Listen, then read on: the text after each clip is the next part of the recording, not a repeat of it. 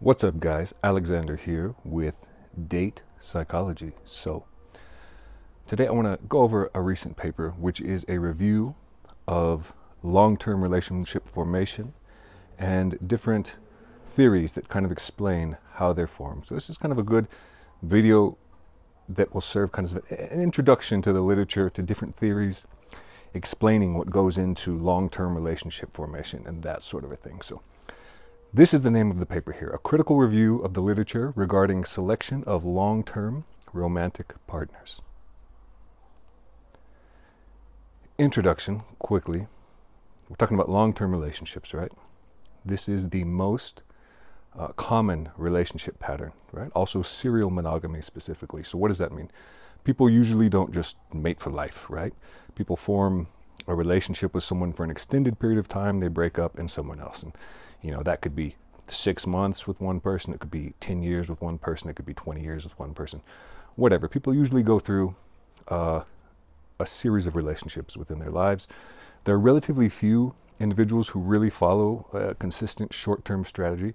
And a lot of the time when we talk about short-term strategies, we talk about it in the context of casual sex and all of that. But a lot of the time, really, casual sex, that sort of a thing, occurs in long-term relationship formation. A real example of a short-term strategy would be something like sex work, right?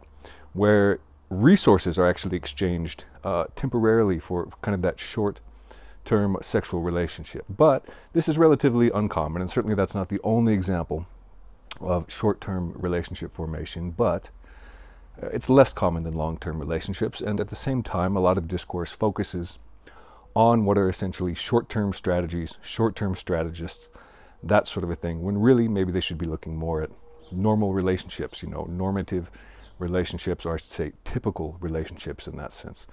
So there are different theories that explain long-term relationship formation. I think many of you will be familiar with evolutionary theories. There's many more. They're not exclusive or necessarily competing. Often, no single theory explains everything that well, right? No framework explains everything perfectly. So you can see different contributions from each, and they're not incompatible in that sense. So let's go on and then see what we have first. We'll talk about evolutionary perspectives first. What are we looking at here that kind of drives this? Reproductive fitness, right? So we're talking about natural selection, sexual selection in that sense. And a lot of the time, in the discourse, people frame this as good genes, right? And specifically good genes that contribute to physical appearance, right? You're passing on, muscularity or strength or good facial features, but that's not all that's genetic, right? Because behavior is very genetic. Personality is genetic. The willingness, being a long-term strategist, R versus K, life history strategy, for example, that's genetic as well. So genes contribute to everything about a person, and in that sense also, genes, genetic traits that are selected for, are also behavioral traits. They're not simply physical traits. What are some limitations in general with this evolutionary framework, where we're looking at mate selection through the perspective of a selection for good genes, right, or something along those lines? What's going to help the offspring survive? Well, it's not always clear what is reproductively fit, and certainly people get this very mixed up in popular discourse as well. They'll say, oh, we're not selecting for really high intelligence, for example. But is that something that enhances reproductive fitness? Because how is reproductive fitness typically assessed or measured? Well, it's the number of viable offspring that someone has. So reproductive fitness is not always what could be called eugenic, right? It's about maximizing offspring and the survival of those offspring. So not just having as many kids as possible, but also ensuring their survival, right? And human beings as a species, we have very long gestation, the women do, and we have a very long adolescent period. So these are things that influenced the formation of long-term pair bonding, right? That's why we see the dominant relationship pattern being the formation of long-term relationships. Another limitation is that reproduction is not always at the forefront of romantic choice. It could be in the background, but even so, it doesn't seem like human beings have a strong instinct to reproduce like some animals do. For example, a salmon, right? Swimming upstream, it's going to find the eggs, it's going to fertilize the eggs, and that's like its life, right? So it has this instinct to do that. Human beings seem to be driven by a different instinct or different desires and goals. What are those? Well, reproduction may be kind of a byproduct of those or secondary to those. And what are those? For example, love, right? Lust, the desire for companionship, to touch another person, and those lead to reproduction. So we've selected for these traits. Not all mammals, not all animals have sex for pleasure, is an example. Sex is not pleasurable to all of them, but they do have a strong instinct that makes them engage in it anyway. So these are examples of perhaps limitations in the evolutionary perspective, that we don't have a specific goal for reproduction in mind, even if it's in the background, right? These are limitations mentioned in the paper. So kind of going through, it's supposed to be a critical review. So they're looking at kind of strengths and weaknesses of these different theories. Let's go on to the next one. We're still on evolution. Okay, so Trivers, parental investment theory, right? A lot of this focuses on sex differences between men and women. Why do we see this? Well, large sexual dimorphism is an example of a sex difference between men and women, right? Men are much larger, on average stronger. And aside from that, women are much more selective in mate selection. Why is that, according to parental investment theory? Because women have a larger burden in mate selection, specifically pregnancy, right? A long gestation period, they have to take care of the child and all of that. So these kind of shape sex differences in mate selection preferences, not only for short-term relationships, but for long-term relationships. And this would also mean, which is consistently observed as well, that you would expect women to be much more selective if short-term relationships exist. And they're also a little bit more selective for long-term relationships. But then when you look at men also, the gap narrows, right? So when it comes to long-term relationships, men and women are both more selective. When it comes to short-term relationships, men are less selective, women much more selective. What do we see in the evolutionary theory as well that kind of supports these theories, right? Selection for youth in women, selection for health in both men and women, right? Men, selection for resources, men who are a little bit older, women a little bit younger. Probably as much as I talk about this on this channel, many of you guys will be familiar with this already. So let's go on to the next one. Social perspectives here. What is involved? Similarity and familiarity are big ones that they discuss in this paper. Okay, these increase attractiveness. We have in our folk wisdom, right, our folk psychology, the phrase opposites attract. And that doesn't seem to be the case, at least in most situations. What seems to be the case is that familiarity breeds attractiveness or attraction. And the more time people spend with one another, the more they will become attracted to one another. And this is something that we see, workplace romances emerge over a long period of time. Friends become romantic partners, people that you go to school with and spend a class with, and then after, something happens. These are all normal relationship patterns that maybe the person wasn't that attractive at the beginning.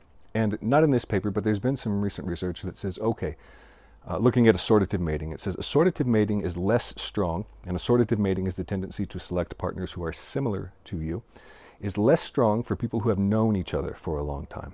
And that's indicating, okay, something is going on that is kind of disrupting that pattern.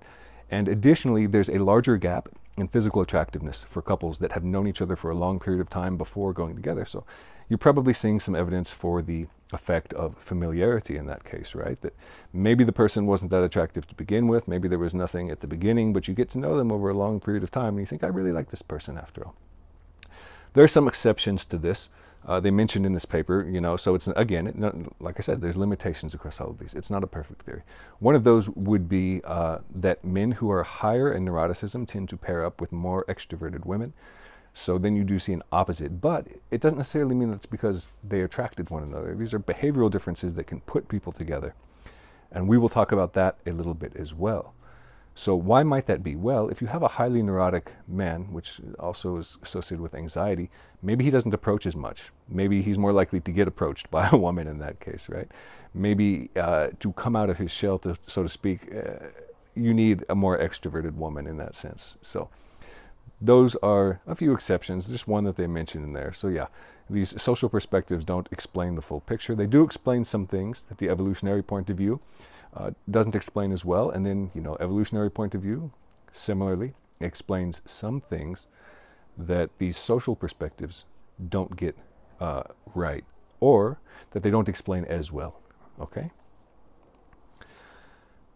What else do we have from the social perspectives? We have interdependence theory, and this is a model that I really like personally. I've made tweets about this with a graph and everything, but I couldn't find it to show it. Anyway, I'll describe it here. So it's important to understand relationships are a trade-off for rewards, basically, right? It's something, seeking a romantic relationship to begin with is a form of reward seeking, right? We expect rewards from our partners, and that doesn't mean like give us stuff, but that means like make me feel good, right? Make me feel loved, that kind of a thing. So there is always a comparison in interdependence theory, and well, I say always, but not always. There is a comparison between, am I receiving enough rewards in the relationship, or would I receive more from an alternative mate? This comparison is made when the current relationship satisfaction is low. So it's not the case that women are always like looking to trade up, as people have kind of made a caricature of hypergamy, right? Where women are always looking for the next big thing. That's not always the case. Sometimes relationship satisfaction has to drop a little bit. And that's when you begin to see this model come into play. That's kind of like, I'm getting low rewards in the relationship. I have alternatives. Additionally, my own mate value is high enough that I would have access to those alternatives. And all of this has to come together kind of in a perfect storm, right? Because losing a mate is costly. It's difficult to break up with someone, even when you're not happy, right? Very difficult to leave a long-term relationship or a marriage or something like that. So the satisfaction has to be kind of low. You know, the alternative has to be very promising, and you know, your own value has to be good enough where you know, like, yeah, I can go to the alternative. And often that might be someone that you're already kind of involved with. So that's interdependence theory. And it's important, you know, a lot of the cognition feelings that go along with this is kind of like, do you believe that you're getting what you really deserve in the relationship? Are you really happy, you know? Let's look at the next one here. Some limitations of this. Ideal partner traits, they're kind of heterogeneous across individuals, so there's not necessarily just one set of ideals, which makes kind of the alternative mate comparison difficult, because it's not, again, kind of related to the character of hypergamy. It's not necessarily the case that if you were in a happy relationship with a woman, she's going to leave you for someone else because he's more jacked or because he has more money or something like that. You know, those might be valued less given what you have in a current relationship. So there is a great deal of relationship security in that sense. And, you know, as I mentioned, this kind of complements evolutionary perspectives, right? Because what makes a mate alternative? Or an alternative mate desirable, I should say. What makes them desirable? Well, we can draw from evolutionary theory to know, you know, are they kind, which is one of the very well replicated things in evolutionary psychology. What's another one? Do they have resources? Are they willing to invest in the relationship? Many sorts of things like that. Are they physically attractive? Of course, is one. So because there are limitations to these, another promising focus in social theories of long-term relationship formation is goals. What do you expect from a relationship? What do you want to get out of it? And we'll talk about that in a couple of slides as well coming up here. Other perspectives drew from economic theory, right? Market perspectives of long-term mate selection. And this is where you began to see phrasing like the dating market come into play, right? That you live in a market, and then you have the market forces that kind of determine, you know, partner selection in that sense, right? Supply, demand, right? What's an example of that? Well, you could look at something like the sex ratio on a dating app on Tinder, where you can see as many as 3 to 10 times as many men. If there's a huge sex ratio, the supply of men is high. You know, there's going to be stiff competition and all of that. Women are going to have a much, much wider choice. They're not going to have to select down as much. So market perspectives there as far as mate selection goes on dating apps. Higher desirable traits in a partner, you know, that's associated with an increase in mate value intuitively. And what else? That also means that there are more options for partners, right? The more attractive you are, the more desirable you are as a mate, the more options you will have. And not only will you have more options, but that will allow you to select individuals of a similar value.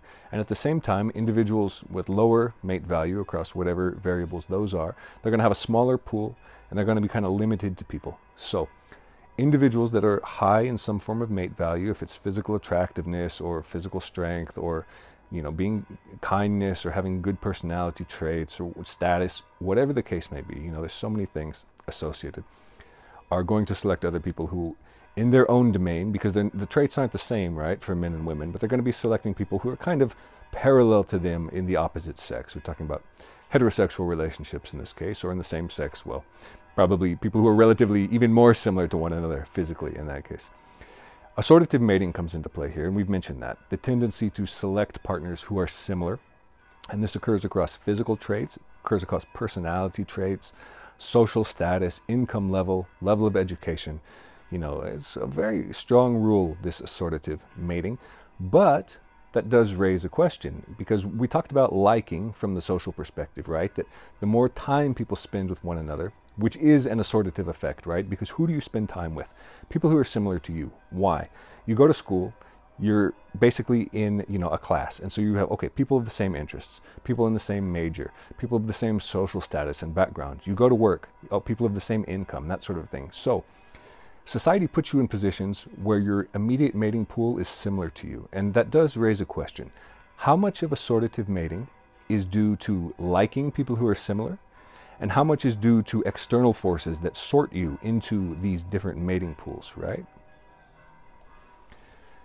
Here is another model within the social perspectives, pair relatedness. And this is kind of how do people come together. And it talks about 3 different stages. The first is awareness, right? When simple as it sounds, you're aware of another person and you think, okay, I like that person, I'm going to talk to them. The second is surface contact, where you're kind of getting to know them. You go through a stage of getting to know someone. It could be a friend that you're talking to for a long time. It could be someone that you're going on dates with. You meet them on Tinder, you're talking a little bit, you're going on dates, surface contact. And then the third stage is mutuality, and that's basically when the romantic relationship has formed and the maintenance of that romantic relationship. So it's probably the case that different traits and behaviors are prioritized at different stages. What might you expect for awareness, right? Probably physical attractiveness is going to be pretty high. For someone to even catch your eye in the first place, they're probably going to have to do something to catch your eye, and it could be as simple as like, that person's really cool, I like what they're doing, maybe a status thing, or it could just be like, that person is physically attractive, I like them, I hope that they will talk to me. Then you go into surface contact, right? And so you've passed the bar, the hurdle, right, for physical attractiveness. And we will talk about this in a coming slide as well, the threshold of physical attractiveness. Then other things come into play, and it's like, do I vibe with this person well? Do we get along? Are their values and behaviors congruent with what I want? Do they behave in ways that, gave me the ick, basically? That kind of a thing, I liked him until he opened his mouth. And then mutuality, right? Relationship maintenance and formation. Then relationship skills come into play, don't they? Because you can, a lot of people focus on like, how do I get the girl? How do I get the girl? How many people really focus on like, how do you maintain the relationship? It seems like much less in a lot of dating discourse. And so not a lot of discussion on the kind of relationship skills. I'll try to make some videos on that at some point. But you end up in kind of this mutuality stage. And then, the behaviors that make someone valuable as a long-term partner might come even more into play. Attractiveness, you already passed the bar, but it's much more. So, people say, they like to say is black pill and that sort of thing. Say attractiveness is the most important variable. Yeah, maybe for catching someone's eye, it is that you have never spoken to before, but that's not going to get you that far in a long-term relationship if that's all that you have going for you. What else? The process model. So this looks at relationship formation in the long term as a process with the central aspect being a pool of partners. And this is kind of related to what we said about assortative mating. You can only date people that you have some kind of exposure to, your immediate pool of partners, right? And let's say before dating apps, everyone in your town, small town could be one. Let's say, with dating apps, everyone that you can access on a dating app who likes you or whatever, the people in your class, the people at work. So it's the people that you're exposed to. The pool is your first limitation for relationship formation. You can't date people that you have no exposure to, obviously. And then within that pool, a series of steps are made that reduce it down to the one, right? Down to the person that you finally pick. So, as I mentioned, accessibility, first and foremost. If you can't access a person, if they're not in your pool, impossible to meet them, obvious.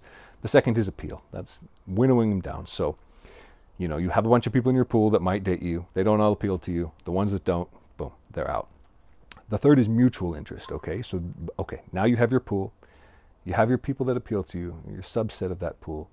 But the only ones in that you can date are people who like you back. So this is the process model. I think this is very intuitive, but now you have kind of a name to go with it. Preference priority models. These have taken perspectives from decision-making processes. How do people make, the psychology of judgment and decision-making? And this is where you start to hear discussion about a minimum threshold, right? For traits or for criteria. And this is also where you begin to hear about traits discussed as luxuries versus necessities. And what does that mean? Some traits are essential. If the person does not have it, or if they do have a negative trait, whatever the case may be, deal breaker. It's essential. Others are luxuries. So what would be an essential trait, right? A necessity. The person probably has to be attractive to you, right? It can't be someone that grosses you out. So you say, okay, this person has passed the threshold of attractiveness. Then other things come into play, and it's kind of like, are they kind? Are they fun to be around? Are they extroverted or introverted? Both. It can be appealing to different people, and it's not that one is necessarily worse, even if maybe extroversion is associated with a little bit better dating outcomes on average. There are individual differences here. So you have your necessities, your very bare minimum. Some people might say, I would not prefer to date a woman with a child, and swipe left. And so that's a necessity, right? A deal breaker is what we're talking about. Other people might say, someone that is not completely broke, someone that has a car, all of these little things. But then for other people, some people's necessities might be luxuries, right? Some people might not care about one thing and others would. So the important thing to understand, necessities required, luxuries are a bonus. Again, I think these ideas are very, very intuitive, but now, again, you have kind of a name to go with it. Preference priority model from the psychology of judgment and decision making. This is sexual configurations theories, and this is new, and it also it talks a little about gender and sexuality, but broadly here, I think what kind of applies outside of that is that it's not just focused on reproduction. As evolutionary theories tend to focus on reproduction a bit more, this kind of looks at it maybe a step a little bit back at human motivations, in the sense that it says, okay, people are not usually thinking about like, I want to have a baby, right? They're thinking about like, do I like that person? And in that case, romantic relationship formation occurs across two domains. And these are eroticism and nurturance, right? What is eroticism? That feeling of lust, of attraction, of desiring the person. And also reproduction, desires do come into this. The other is nurturance, right? A feeling of love, of caregiving, of intimacy, of wanting to spend a lot of time with that person. One limitation mentioned in this paper was that there was no focus on resources as a cue of attractiveness. And we know, again, from the evolutionary perspective, that resources do kind of matter, at least for some people in mate selection. So again, it's not that one of these is right, one of them is wrong. They do complement one another, and I think that's the important thing to take away. And the ideal standards model. This is going to be a short video. This is going to be the last one that I go over here. So, ideal standards model is the idea that we have explicit standards and goals and things that we're looking for in partners, right? Like, I know what kind of person I want, and I'm going to find him. So it assumes a very high level of cognition and deliberate choice, and explicit knowledge of what you want in a partner. And that's formed through your experience with past partners, what you observe around you, cultural beliefs, what other people tell you about a partner. Does this person meet those expectations, those very specific conscious expectations that I have in the mind that I would like in a partner, right? And these are used in mate selection. People do think about like, this is what I want. And if they see that someone does not have those things, they might swipe left. And there's some memes online, where people are like, oh, I swiped left on him because he didn't have an iPhone. So it's a silly standard, but that's an example of it, right? That's a very conscious, explicit thing going on, like must have an iPhone, not an Android user, okay? It's pretty silly. So in any case, there are limitations, and those are that we really don't always know what we want in a romantic partner. And certainly that's something that has been revealed in a lot of research on implicit versus explicit dating preferences, that implicit preferences are often much better predictors of who will be selected. And we see that in a lot of the speed dating research, right? Like Paul Eastwick and Eli Finkel, two big speed dating researchers, that people say they want one thing, who they actually pick doesn't always turn out to be the case. And then even on top of that, who they pick implicitly, those preferences often don't even predict who is still together after 9 months or so. So it's neither that, implicit or explicit preferences are winning out, or one or the other, or that you should not believe people when they say, like, I want someone who is X, Y, Z. But people might not always know that well what they want, and even the people that they're attracted to at the beginning implicitly might not even be what they want. So this is just a brief review of some of these different theories, kind of an introduction. I'm not going to comment much more on that. Anyway, I hope you guys liked the video. Like the channel, subscribe. I will make another one for you soon.